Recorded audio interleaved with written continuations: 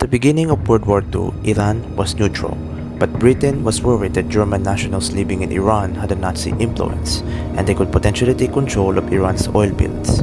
Britain therefore invaded Iran with the help of the Soviet Union, kicked out the Shah and replaced him with his son, who was friendlier to the Allies.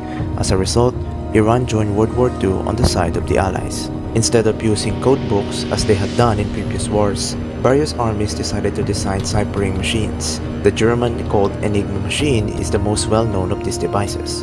The Allies were able to outproduce the Axis powers when it came to manufacturing weapons and supplying food to their soldiers, not just because they had a stronger economies back home, but also because they had allowed women to join the workforce. In Nazi Germany, women weren't expected to work in industries because they were encouraged to stay home and become a good mother. Portable machine guns became popular during the Second World War. Before that, machine guns were bulky and each one had to be operated by a small team.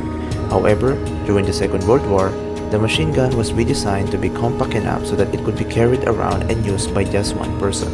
At the end of World War II, the Soviet Union captured millions of Axis soldiers.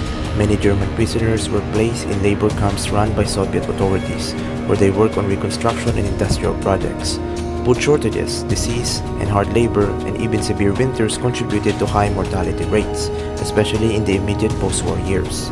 Armies on both sides of the conflict had more mobility during World War II than they did during the First World War. World War II tanks were faster, and they were the primary weapons on the battlefield.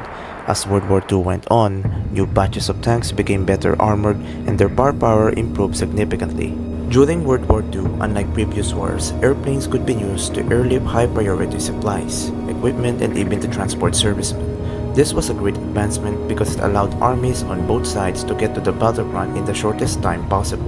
This made it possible for armies to move rapidly and conquer large territories in a matter of days.